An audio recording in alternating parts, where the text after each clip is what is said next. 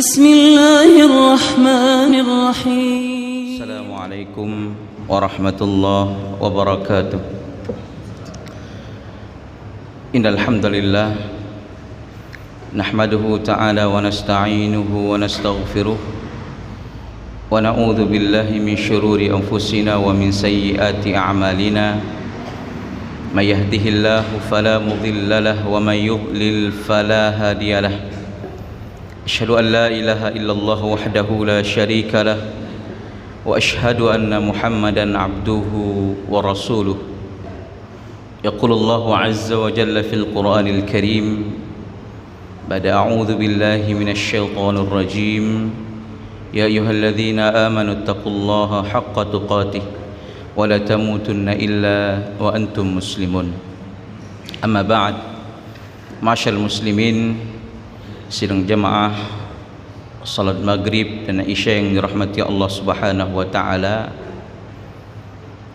saya mengingatkan kembali diri saya pribadi dan seluruh kaum muslimin yang hadir di tempat yang mulia ini. Yang pertama, agar senantiasa memuja dan memuji Allah Subhanahu wa taala dimanapun dan kapanpun kita berada. Ingatlah, sesungguhnya kita memuji Allah Subhanahu wa taala bukan hanya karena Allah Subhanahu wa taala memberi kepada kita nikmatnya, akan tetapi kita memuja dan memuji Allah karena Allah adalah zat yang pantas untuk dipuji atas segala kesempurnaannya. Karena jika seseorang memuji Allah hanya di saat dia mendapatkan nikmat, maka dia akan mengkufuri Allah Subhanahu wa taala ketika dia diberi cobaan oleh Allah Subhanahu wa taala. Maka pujilah Allah Subhanahu wa taala di setiap keadaan, baik dalam keadaan diberi nikmat ataupun dalam keadaan sedang kita diberi cobaan oleh Allah Subhanahu wa taala. Sidang jamaah yang dimuliakan Allah Subhanahu wa taala, pada malam yang mulia ini di depan jamaah semuanya ada sebuah kitab yang insya-Allah akan kita pelajari di tempat yang mulia ini. Kitab ini adalah kitab tentang masalah tauhid, di mana kitab ini dikarang oleh salah seorang ulama yang sangat terkenal, yaitu Syekh Muhammad bin Abdul Wahhab. Kitab ini adalah kitab yang sangat luar biasa isinya, banyak dipelajari oleh kaum muslimin di bermacam negara, di berbagai macam tempat, karena isi tentang masalah tauhid dan cocok bagi orang yang baru saja memahami atau mempelajari ilmu tauhid. Sedang jemaah dimuliakan Allah Subhanahu wa taala, sedikit saya berbicara tentang masalah kitab ini. Bahwasanya sebagaimana saya katakan tadi, pengarang kitab ini adalah Syekh Muhammad bin Abdul Wahhab bin Sulaiman bin Ali At-Tamimi, seorang ulama yang mungkin viral hari ini sejak abad 20-21. Banyak orang yang memujinya dan juga banyak orang juga yang mencaci makinya. Akan tapi kita malam ini melihat apa isi daripada kitab beliau itu, dan apa alasan nanti bagi orang-orang yang mencaci beliau, apa alasan mereka. Jemaah dimuliakan Allah Subhanahu wa taala, kalau kita lihat beliau ini luar biasa, dari Bani Tamim. Kalau kita lihat nasab beliau, meskipun kita tahu bahwasannya kemuliaan seseorang itu bukan pada nasab, tapi kemuliaan seseorang itu adalah pada ketakwaannya kepada Allah Subhanahu wa taala. Tapi kalau kita perhatikan nasab beliau, ternyata beliau itu adalah dari suku Tamim. Apa kelebihan yang dimiliki oleh suku Tamim itu? Seorang sahabat yang mulia, Abdurrahman bin Sakhrin, yang kita kenal dengan Abu Hurairah radhiyallahu taala anhu, pernah dia katakan, la azalu uhibbu Bani Tamim, aku terus mencintai Bani Tamim ba'da an sami'tu an Rasul sallallahu alaihi wasallam, setelah aku mendengar dari Rasul sallallahu alaihi wasallam tentang mereka. Apa yang Rasulullah sallallahu alaihi wasallam ungkapkan tentang Bani Tamim ini? Ternyata Rasulullah mengatakan, hum asyaddu ummati 'ala Dajjal. Bani Tamim itu adalah kabilah ataupun kelompok atau suku yang paling dahsyat dalam melawan Dajjal nanti, dalam membasmi Dajjal. Walaupun semua kaum muslimin juga ikut membasmi Dajjal, akan tapi mereka itu adalah tidak sebagaimana orang-orang yang lainnya. Kemudian jemaah dimuliakan Allah Subhanahu wa taala, yang kedua, ada seseorang dari Bani Tamim membawa sedekah. Maka Rasulullah sallallahu alaihi wasallam katakan, hadhihi sadaqatu min qaumina. Ini adalah sedekah dari kaum kita, dari kaum kita. Rasulullah memasukkan Bani Tamim adalah termasuk dalam keluarganya Rasul sallallahu alaihi wasallam.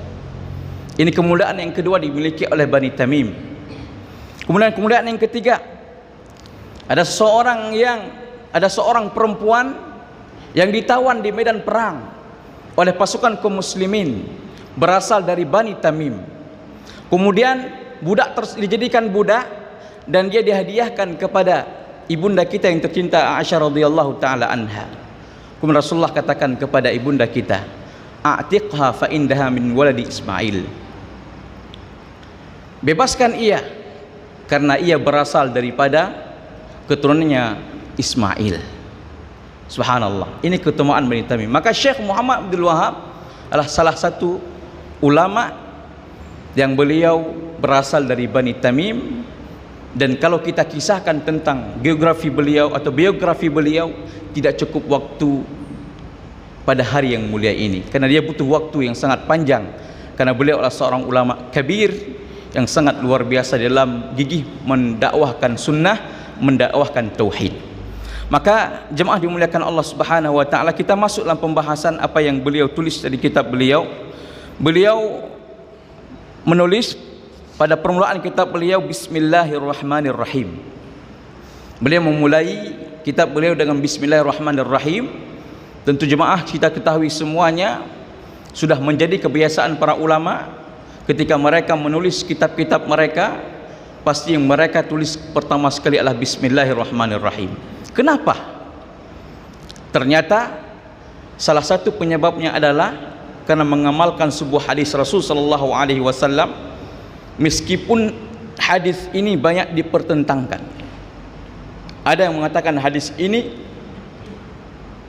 kondisi sanadnya itu hasan, ada yang mendhaifkannya, bahkan banyak ulama yang mendhaifkannya. Kalau kita bacakan hadis itu, kullu amrin dzibalin la yubda'u fihi bi bismillah fahu abtar. Setiap perkara yang penting yang tidak dimulai dengan bismillah, maka perkara tersebut kurang berkahnya.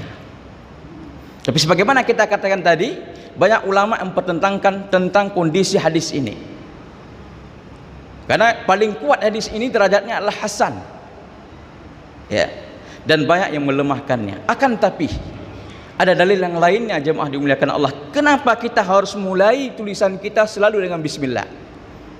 Ternyata mereka mengatakan juga salah satu alasan yang lainnya karena mengikuti pola kitab suci kita Al-Quranul Karim, yang mana kita ketahui bahwasannya setiap daripada surah yang ada dalam Al-Quran dimulai dengan bismillah. Setiap surah kecuali surah At-Taubah, di situ tidak diperbolehkan memulai dengan membaca bismillah, karena sebagian mengatakan karena dia bagian daripada surah Al-Anfal. Ada mengatakan karena surah At-Taubah itu mengandung cacian dan makian kepada orang-orang munafik, maka tidak berhak dibuka dengan Maha Pengasih dan Maha Penyayang. Kemudian alasan selanjutnya kenapa kita menulis bismillah di setiap surat kita, di setiap catatan kita, tulisan kita, karena mengikuti sunnahnya para nabi terdahulu. Dalam surah An-Naml, Allah Subhanahu wa taala berfirman, innahu min Sulaiman wa innahu bismillahirrahmanirrahim.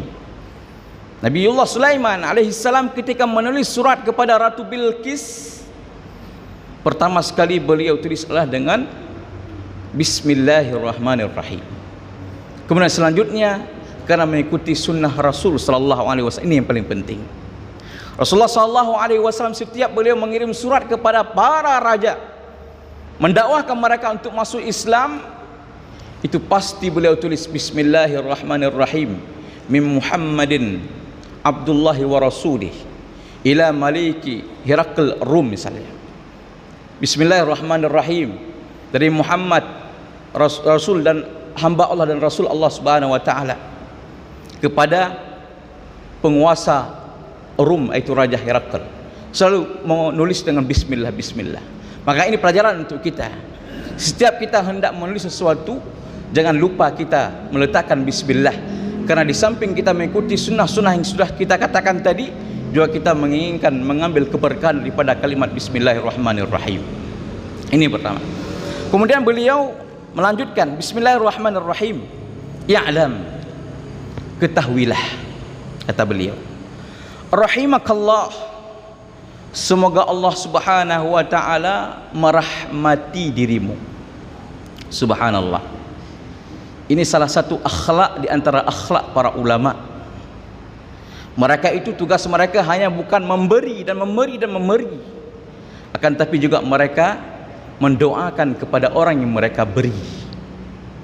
Yang barangkali kita susah hari ini mengikuti sunnah seperti itu. Rahimakallah, kebiasaan daripada Syekh Muhammad bin Abdul Wahab, beliau itu sangat mudah mendoakan kepada orang yang membaca kitab-kitab beliau.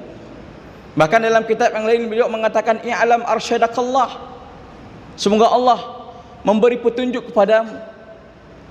Kemudian juga dalam kitab lain juga beliau pernah juga mengatakan as'alullah al-azim rabbul arsyil azim, ya, ayatawallaka fid dunya wal akhirah, aku mohon kepada Allah Subhanahu wa taala yang memiliki arsy yang agung untuk memeliharamu di dunia dan di akhirat. Dan sangat banyak kitab-kitab beliau, kalau kita lihat beliau mendoakan kepada orang-orang yang membaca kitab beliau. Ini menunjukkan bahwasannya beliau bukan sebagaimana yang dituduh oleh banyak orang, bahwasanya beliau adalah seorang yang sangat ekstrim, yang sangat kasar di dalam dakwah. Tidak, beliau justru orang yang sangat lembut, yang senantiasa mendoakan kepada orang-orang yang membaca kitab-kitab beliau. Dan ini perlu jadi pelajaran untuk kita sebagai seorang guru pendidik.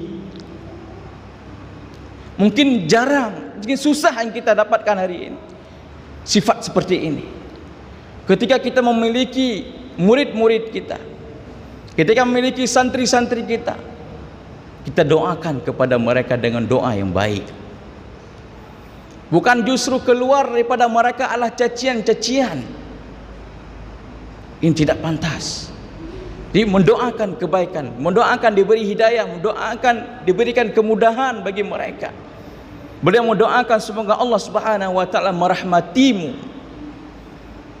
Sebagai seorang ayah, karena ayah itu menjadi pendidik di rumah masing-masing.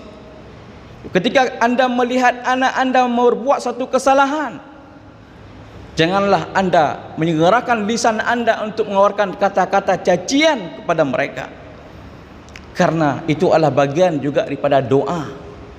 Salah satu dakwatun mustajabat la syakka fihinna. Ada 3 doa yang mudah dikabulkan oleh Allah Subhanahu wa taala, tidak ada keraguan padanya. Salah satu adalah da'watul walid li waladiha. Doa seorang ayah kepada anaknya sangat mudah dikabulkan.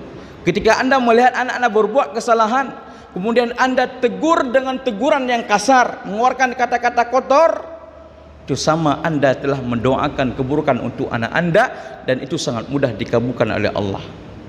Ketika Anda mendapati anak Anda seperti yang Anda doakan itu, maka jangan salahkan anak Anda, karena itu adalah kesalahan yang Anda lakukan, bagian daripada doa yang Anda panjatkan, tapi Anda tidak menyadarinya.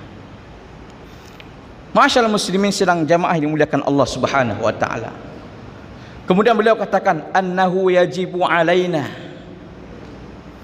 sesungguhnya wajib atas kita ta'allumu arba'a masail, untuk mempelajari 4 perkara. Wajib di sini ditafsirkan oleh sebagian ulama, disyarahkan oleh sebagian ulama adalah wajibul ain atau fardhu ain, wajib yang diwajibkan setiap individu kita untuk mempelajari tentang 4 masalah. Al-ula, kata beliau, yang pertama. Apa yang pertama? Al-ilmu. Ternyata yang pertama, kata beliau, adalah al-ilmu. Masalah yang pertama yang wajib kita ketahui itu adalah menuntut ilmu. Wajib. Jamaah dimuliakan Allah, semua kita tahu tujuan kita diciptakan oleh Allah Subhanahu wa taala adalah salah satunya adalah wa ma khalaqtul jinna wal insa illa liya'budun. Tidaklah aku ciptakan jin dan manusia kecuali untuk menyembah kepada Allah, beribadah kepada Allah. Tujuan diciptakan kita beribadah kepada Allah Subhanahu wa taala. Maka ibadah ini tidak akan tercapai kecuali dibarengi dengan ilmu. Karena suatu ibadah yang kita lakukan tidak berdasarkan ilmu, maka ibadah ini tertolak. Maka salah seorang ulama Syafi'i yang bernama Ahmad bin Ruslan Asy-Syafi'i, di dalam Mangdumah Zubat beliau menyebutkan, barang siapa yang beramal tanpa berdasarkan ilmu, fahuwa mardudun la yuqbalu, maka amalan tersebut ditolak dan tidak diterima oleh Allah Subhanahu wa taala. Maka ilmu paling penting. Maka ilmu itu, ilmu apa yang dimaksud di sini? Ilmu yang dimaksud di sini ilmu agama. Ilmu agama. Karena menuntut ilmu agama ini punya 2 hukum. Ada sifatnya fardhu ain, ada fardhu kifayah. Yang fardhu ain yang mana saja termasuk dalam ilmu yang wajib diketahui oleh setiap individu. Ilmu tentang masalah salat, atau secara umum ilmu tentang masalah rukun Islam, itu wajib diketahui seluruhnya oleh setiap umat Islam. Yang mengucapkan syahadatain wajib dia ketahui. Ilmu tentang masalah rukun iman, dan juga ada ilmu sifatnya fardhu kifayah, yang mana ilmu itu kalau dituntut oleh sebagian orang maka yang lainnya tidak berdosa, sudah mencukupi, diwakili oleh sebagian orang. Contohnya adalah ilmu mustalahul hadis, ilmu usul fiqh, ya, ilmu tentang ilmu mawarith, dan ilmu-ilmu yang lainnya. Intinya ilmu agama. Kalau begitu tidak boleh tuntut ilmu dunia, boleh, akan tapi tuntutlah ilmu dunia dan jangan lupa kepada ilmu agama. Allah sindir kita dalam Al-Quran surah Ar-Rum. Apa sindiran Allah kepada kita? Ya'lamuna zahiran minad dunya wa hum 'anil akhirati hum ghafilun. Mereka ketahui tentang masalah dunia, akan tapi tentang akhirat ghafilun, mereka lalai. Maka jemaah dimuliakan Allah, khusus bapak-bapak dan ibu-ibu, tuntunkan anak kita mulai hari ini bagaimana mereka memahami ilmu agama. Karena pernah kejadian diceritakan oleh salah seorang ustaz. Pernah kejadian seorang bapak memiliki anak, dan beliau rata-rata anak beliau itu sekolah sangat tinggi, paling rendah S2, akan tetapi semuanya dalam masalah dunia.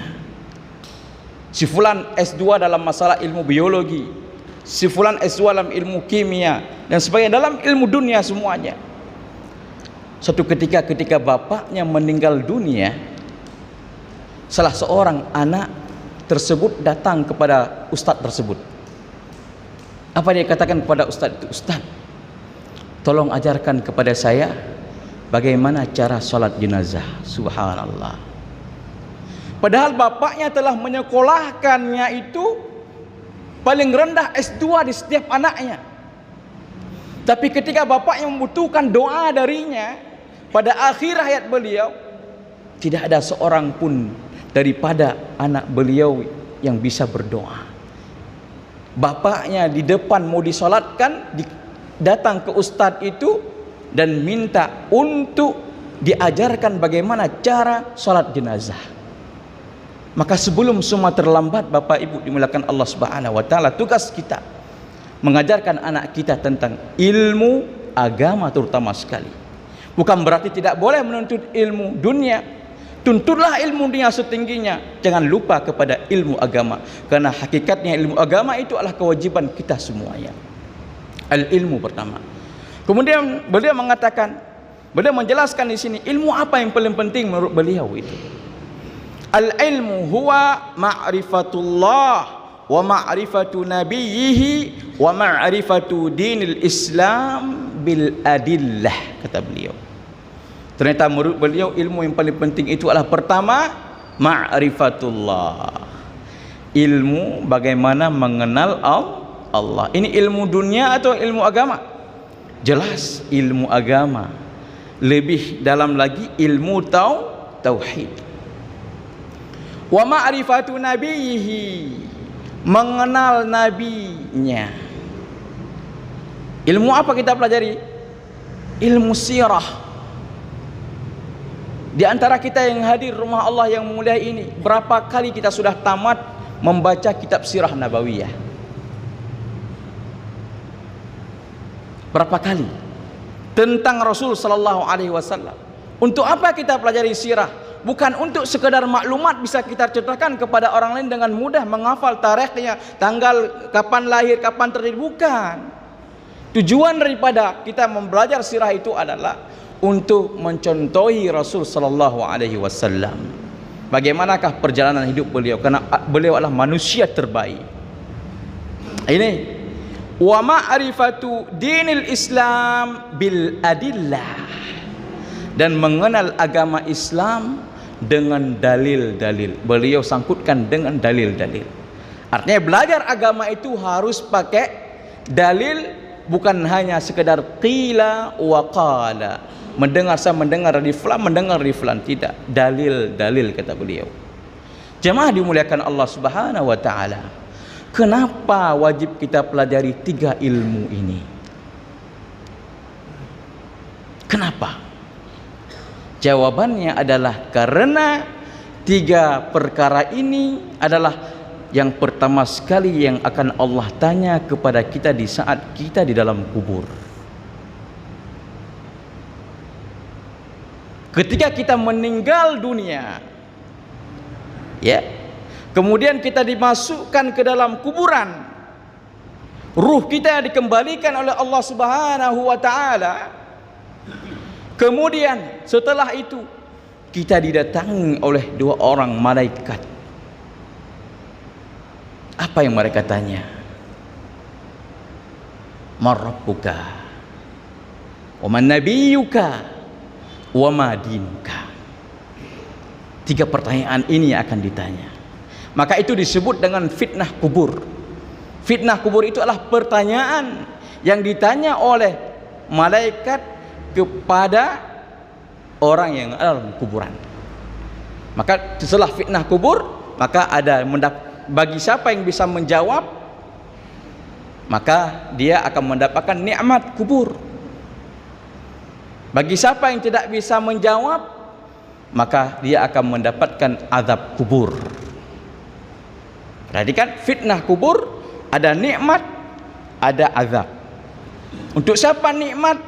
Untuk orang yang mudah menjawab pertanyaan, 3 pertanyaan itu. Oh, kita persiapkan nanti, ya, kita persiapkan, kita tulis nanti. Tidak bisa. Yang menjawab itu adalah amal kita, bukan kita yang menjawab, amal kita, ya. Maka orang-orang munafik, orang-orang kafir, ketika ditanya marabbuka, maka dia di awang-awang antara ingat, kayaknya pernah dengar lu, maka dia ucapkan la adri, aduh, dia ingin mengingatnya tapi tidak teringat. Saya tidak tahu. Setiap dia tidak bisa menjawab, dia dipukul oleh malaikat, ya. Ini jemaah dimuliakan Allah Subhanahu wa taala. Kenapa 3 ilmu ini yang wajib kita pelajari, karena ini adalah ilmu yang pertama sekali yang akan ditanya oleh malaikat ketika kita berada dalam kuburan. Dan kita ketahui di kuburan itu tidak ada pilihan yang ketiga, cuma ada dua pilihan: mendapatkan nikmat ataupun mendapatkan azab. Kapan, sampai kapan nikmat atau azab itu dirasakan? Sampai ditegaknya hari kiamat. Sangat lama. Hidup dunia antara 60, 70 tahun kita. Tapi dikubur bisa hidup lama. Subhanallah. Maka jemaah dimuliakan Allah Subhanahu wa taala, ilmu ini yang paling utama dan paling pertama yang harus kita pelajari. Mengenal Allah, mengenal Nabi kita, dan mengenal agama Islam ini dengan menggunakan dalil. Atsaniyatu, yang kedua. Ya, yang kedua, apa yang kedua yang wajib kita ketahui? Al-amalu bihi.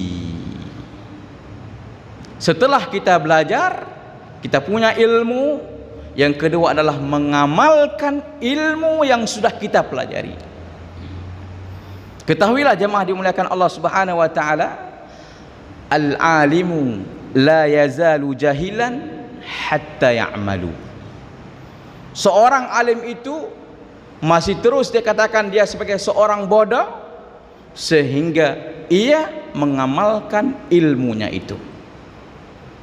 Fa in amila sara aliman. Apabila dia telah mengamalkan ilmu itu, maka barulah dia katakan sebagai seorang alim.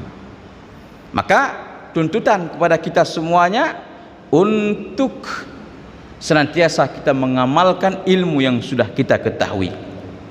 Jemaah dimuliakan Allah Subhanahu wa taala. Maka kalau kita lihat dalam Al-Qur'anul Karim, Allah mensifati orang Yahudi itu dengan kalimat innahum qaumul la ya'lamun. Mereka itu adalah suatu kaum yang tidak mengetahui.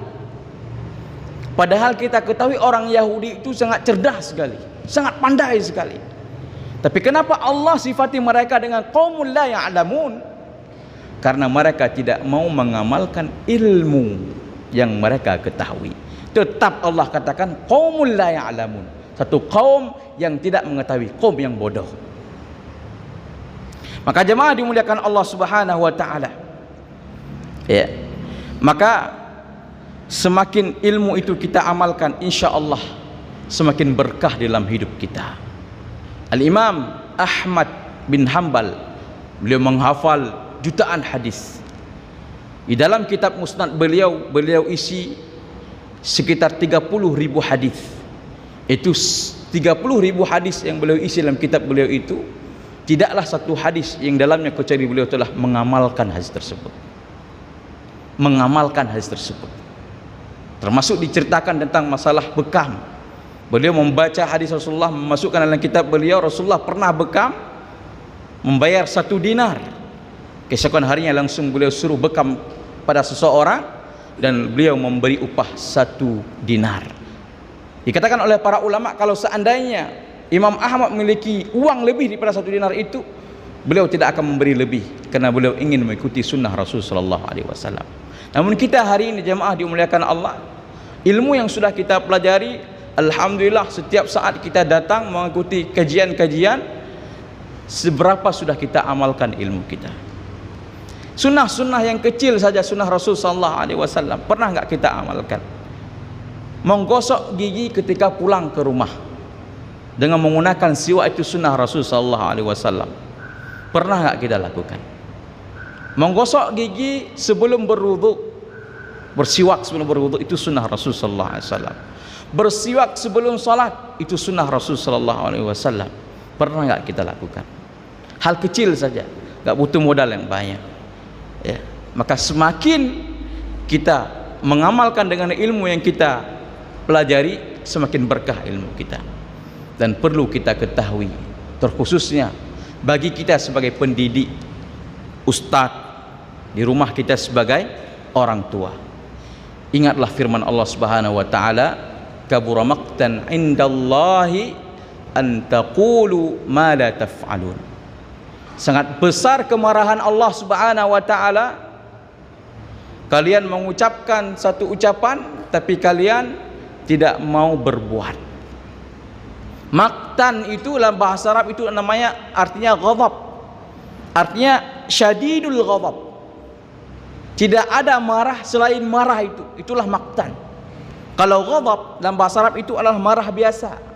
Kalau maktan itu marah besar dan tidak ada marah kecuali marah itu, maktan. Maka Allah sangat marah kepada orang yang hanya suka berbicara akan tapi ia tidak berbuat. Maka dengarkanlah sebuah sabda Rasul sallallahu alaihi wasallam dalam hadis yang diriwayatkan oleh Imam Bukhari dan Muslim. Hadis ini sangat dahsyat sekali jemaah. Ini terutama bagi kami sebagai seorang ustaz. Ini sangat terpukul kalau kita baca hadis ini. Sangat dahsyat. Bagaimana isi hadis itu? Rasul sallallahu alaihi wasallam bersabda, nanti pada hari kiamat ada seorang laki-laki dipanggil. Kemudian ia dilemparkan ke dalam neraka dengan keras sampai ususnya keluar. Sampai ususnya keluar, dan usus itu ketika keluar tidak berpisah dengan badan. Akan tapi usus tersebut masih bersambung dengan badan dan dia menarik-narik ususnya sebagaimana keledai membawa gilingan ketika digiling itu. Yang lebih parah lagi, kata Rasulullah SAW, kemudian orang-orang berkumpul, penduduk neraka lain berkumpul melihat orang tersebut. Ternyata luar biasa, perhatikan, padahal azab dan neraka sempat mereka berkumpul melihat orang tersebut. Kemudian dikatakan, alasta, bukankah kamu ta'muruna bil ma'ruf, bukankah kamu dulu di dunia menyuruh kami untuk berbuat kebaikan, wa tanhauna 'anil munkar, dan engkau melarang kami untuk berbuat kemungkaran? Subhanallah, dikenali oleh orang-orang lain itu. Bukankah kamu dulu yang menyuruh kami untuk berbuat kebaikan, yang berbuat yang ma'ruf, untuk kami tinggalkan hal-hal yang mungkar? Maka dia jawab, betul, aku perintahkan kalian kepada yang baik tapi aku tidak berbuatnya. Aku larang kalian untuk berbuat kejahatan, akan tetapi aku yang pertama sekali melanggar kejahatan tersebut. Perhatikan jemaah dimuliakan Allah, sangat dahsyat sekali. Ini bukan hanya untuk ustaz, untuk kita juga pendidik di rumah, bapak dan ibu. Ya, kadang-kala banyak terjadi di masyarakat, menyuruh anaknya untuk meninggalkan sebuah kemungkaran, tapi dia masih saja melakukan kemungkaran itu. Itu termasuk dalam hadis ini jemaah dimuliakan Allah Subhanahu wa taala. Jangan sampai anak Anda menjadi musuh bebuyutan Anda nanti di hari akhirat. Jemaah dimuliakan Allah Subhanahu wa taala. Maka oleh sebab itu hendaklah kita mengamalkan apa yang kita ketahui, walaupun itu sekecil saja yang kita ketahui. Bahkan sebagian ulama mengatakan, jika ada seseorang yang baru saja dia bertaubat, yang tidak tahu dia apa-apa, baru saja dia bertaubat, hijrah kepada yang kebaikan, kemudian dia masuk ke masjid, kemudian dia mendengarkan satu ceramah, katakanlah ceramah yang pertama dia dengar itu tentang masalah riba misalnya. Ceramah yang pertama dia dengar masalah riba, dikatakan oleh para ulama itu, maka dia wajib mengamalkan ilmu itu dan wajib dia tinggalkan riba itu, walaupun dia baru pertama mendengar itu, ya, wajib dia tinggalkan langsung itu. Subhanallah. Jemaah dimuliakan Allah Subhanahu wa taala. Yang kedua adalah al-amalu bihi, mengamalkan ilmu-ilmu yang kita miliki. Ats-tsalitsatu, yang ketiga adalah ad-da'watu ilaih. Ad-da'watu ilaih, setelah kita mempelajari ilmu, mengamalkan ilmu yang kita miliki, yang ketiga adalah mendakwahkan kepada orang lain. Jangan egois menjadi seorang manusia. Yang penting lum katib kero kabere. Anak boleh pereman orang lain. Dia mau sesat silahkan sesat. Yang penting saya sudah benar. Tidak boleh. Islam tidak mengajarkan seperti itu.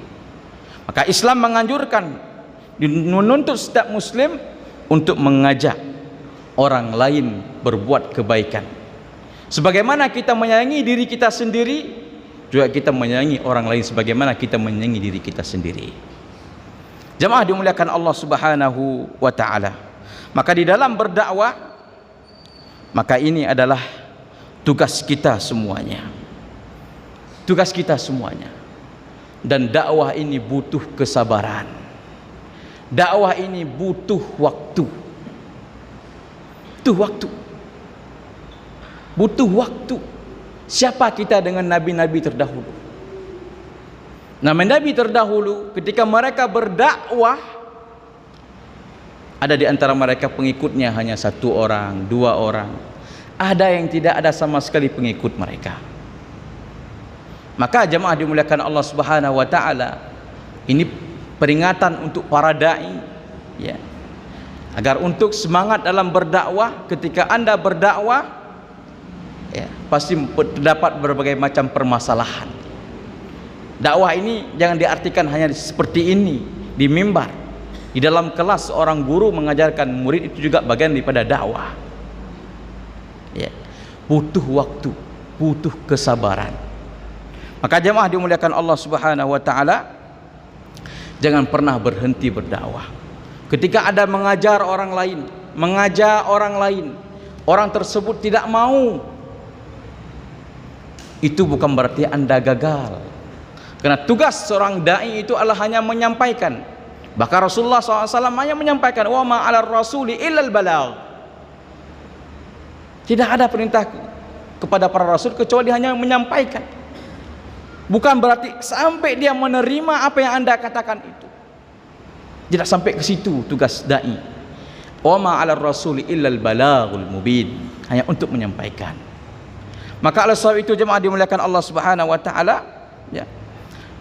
Jangan menganggap ketika kita mendakwahkan, menyuruh orang lain tidak mau mengikuti kita berarti kita sudah gagal. Tidak. Yang dikatakan orang yang gagal dalam berdakwah itu adalah ketika dia mendakwahkan orang lain, kemudian orang tersebut tidak mau mengikuti dia, kemudian dia frustasi, putus asa dan dia tinggalkan dakwah. Itu baru gagal dalam berdakwah. Ketika Anda dakwahkan orang lain, orang itu tidak mau apa yang Anda dakwahkan, kemudian Anda tinggalkan dakwah tersebut, itulah yang disebut dengan dakwah yang gagal. Tapi kalau tidak ada pengikut tapi Anda terus berdakwah, itu hal biasa. Maka dalam sebuah hadis riwayat Imam Bukhari dan Muslim, uridat alayya nampakkan kepadaku umat-umat. Fara'aitun Nabi sallallahu alaihi wasallam ma'ahur rahat. Aku melihat ada nabi yang bersamanya rahat. Rahat itu adalah bilangan 10 sampai ke bawah. 1 rahat itu 3 4 5 6 7 8 9 seperti itu. Kemudian fara'aitun Nabi sallallahu alaihi fara'aitun Nabi wa ma'ahu rajulan aw rajulani. Ada nabi yang aku lihat pengikutnya hanya 1 dan 2 orang. Fara'aitun Nabi laisa ma'ahu ahad. Aku juga lihat nabi yang tidak ada 1 orang pun menjadi pengikutnya. Maka jangan frustasi. Ya. Tidak ada kata gagal ketika Anda dakwah tidak ada orang ikut berarti Anda gagal, tidak. Lihat, pernah diceritakan oleh seorang ustaz kita, Syekh Muhammad Saleh Al-Utsaimin. Ya. Ketika beliau baru mulai mengajar, itu ketika beliau masuk masjid, beliau melihat hanya 1 orang saja yang ikut pengajian beliau. Kemudian beliau letakkan kitab beliau di atas meja dan beliau pergi ke hammam, berharap si fulan ini menunggu. Ternyata setelah beliau balik dari WC, yang 1 orang pun dah keluar lari. Tidak ada 1 orang pun yang ikut pengajian beliau. Itu sekelas Syekh Muhammad Saleh Al-Utsaimin. alim kabir di abad ini. Ya. Bagaimana dengan kita jemaah dimuliakan Allah? Jangan frustasi. Ya. Maka tugas kita hanya mendakwahkan, menyampaikan. Kemudian yang keempat yang wajib kita ketahui jemaah dimuliakan Allah Subhanahu wa taala adalah as-sabru 'alal adza fi. Ketika Anda menuntut ilmu, kemudian Anda mengamalkan ilmu Anda, kemudian Anda mendakwahkan ilmu tersebut, dan tentu ketika Anda berdakwah banyak tantangan yang Anda dapatkan. Maka solusinya adalah sabar. Sabar. Solusinya adalah sabar. Maka jemaah dimuliakan Allah Subhanahu wa taala, sabar adalah jalan yang terbaik. Sabar adalah jalan yang terbaik, dan ini kewajiban kita semuanya. Orang yang berpegang di atas sunnah Rasul sallallahu alaihi wasallam, yang berpegang di atas tauhid, itu sudah pasti yang namanya ada perlawanan. Nah, lawannya pasti ada lawan. Buktinya ya, ketika Rasul sallallahu alaihi wasallam ya, setelah menerima wahyu, Rasulullah SAW datang kepada keponakan daripada Khadijah. Apa dikatakan olehnya? Lain, kalau seandainya, artinya kalau seandainya aku masih hidup, maka aku akan membantumu ketika kamu dikeluarkan oleh kaummu dari kampungmu. Rasulullah SAW mengatakan, apakah aku akan dikeluarkan? Ya, karena tidaklah orang membawa ajaran ini kecuali mereka pasti akan disakiti. Pasti. Ya, mendakwakan tauhid, mendakwakan sunnah itu sudah pasti akan ada banyak tantangan dan lawan. Ketika Anda berdakwah tidak ada tantangan, itu kata para ulama itu perlu dipertanyakan dakwah itu. Bukan berarti kita mencari lawan, bukan. Karena dakwah ini dipertentangkan. Walaqad kudzibar rusul min qablik. Rasul-rasul, masya Allah, mereka didustakan, di berbagai macam dibuat perlakuan pada mereka. Tapi tetap solusi yang terakhir itu adalah senantiasa kita untuk bersabar. Bagi kita yang sudah mengenal sunnah, mengenal tauhid, kita dakwahkan orang ini, seberapa sudah disakiti kita oleh orang-orang yang kita dakwahkan? Tidak seberapanya. Khabbab Ibnu Arud, seorang sahabat Rasul sallallahu alaihi wasallam, ya, dia disiksa oleh orang-orang kafir Quraisy pada saat itu ketika dakwahkan tauhid kepada mereka. Tahu gak bagaimana penyiksaannya? Disiksa dengan dibakar besi sampai merah, besi tersebut kemudian ditempelkan ke badannya. Katanya tidaklah api itu padam kecuali dengan air keringat dia, katanya. Tidaklah api itu padam kecuali karena air keringatnya. Dalam satu riwayat yang lain dikatakan dia diletakkan di atas besi, kemudian dihidupkan api di bawahnya, dipanggang. Sampai dia datang kepada Rasulullah SAW ketika Rasulullah sedang beliau berada di samping Ka'bah. Dia katakan kepada Rasulullah SAW, wahai Rasulullah, kapan engkau doakan kepada Allah agar kita diberikan pertolongan? Padahal pantas ini ditanyakan oleh Khabbab, karena dia sudah mengalami siksaan yang luar biasa. Apa jawaban Rasulullah SAW? Wahai Khabbab, tahukah engkau orang sebelum kamu itu berdakwah, mereka mendapat cobaan, ada yang dibelah badan mereka, tapi mereka tetap bersabar. Ada yang disisir badan mereka dengan sisir besi, ya, ketika ditancap ke daging-daging mereka, kemudian itu daging mereka terkelupas dari tulang-tulang mereka. Tetap mereka bersabar dalam berdakwah. Maka jemaah dimuliakan Allah, sabar itu adalah jalan terbaik ketika kita mendapatkan gangguan di dalam dakwah. Maka ingatlah sebuah sabda Rasul sallallahu alaihi wasallam yang dikeluarkan oleh Imam At-Tabarani, disahihkan oleh Syekh Muhammad Nasruddin Al-Albani. Rasulullah SAW bersabda di hadapan para sahabat, inna mi waraikum ayyamis sabr, sesungguhnya setelah kalian itu akan ada hari-hari yang membutuhkan kesabaran. Al mutamassik fihin nabi mithli ma antum alaih, orang-orang yang berpegang teguh dengan sunnah Rasul sallallahu alaihi wasallam sebagaimana kalian pegang hari ini, lahu ajrun khamsuna minkum, mereka akan mendapatkan pahala bagaikan pahala 50 orang di antara kalian. Subhanallah. Umat jino lagi tanya jino nyona tantangan dalam dakwah, tanya tatim sabar yang gebi pahala oleh Allah bagaikan pahala 50 pahala sahabat.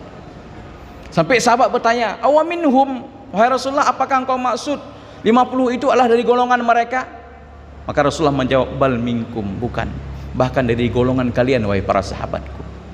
Bayangkan pahala sangat besar bagi orang yang bersabar di dalam yaitu mendakwahkan agama kepada orang lain. Oleh sebab itu jemaah dimuliakan Allah Subhanahu wa taala, antara 4 perkara ini mana dalilnya? Kan itu paling penting. Dalilnya apa? Ternyata dalilnya sangat mudah kita ketahui, semua kita hafal. Wad dalilu qauluhu ta'ala, dan dalilnya adalah firman Allah Subhanahu wa taala, wal 'asr innal insana lafi khusr illa alladhina amanu wa 'amilus shalihat wa tawasaw bil haqqi wa tawasaw bis sabr. Dalilnya adalah wal 'asr, demi masa. Innal insana lafi khusr, sesungguhnya manusia itu benar-benar berada di dalam kerugian. Illal ladzina amanu, kecuali yang pertama orang-orang yang beriman. Kata para ulama, orang-orang yang beriman itu adalah orang-orang yang berilmu, karena tidak mungkin dia beriman tanpa ada ilmu. Sah iman seorang tidak ada ilmu? Tidak sah. Kemudian wa amilus shalihat, kemudian mengamalkan ilmu tersebut. Wa tawasau bil haqq, saling berwasiat di dalam kebenaran, yaitu ad-da'wah. Wa tawasau bis sabr, dan saling berwasiat di dalam kesabaran, yaitu sabar.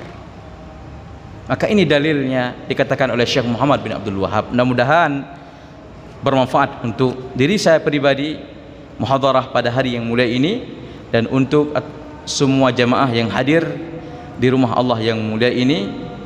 Mohon maaf atas segala kekurangan. Subhanakallahumma wa bihamdika asyhadu an la ilaha illa anta astaghfiruka wa atubu ilaik. Assalamualaikum warahmatullahi wabarakatuh.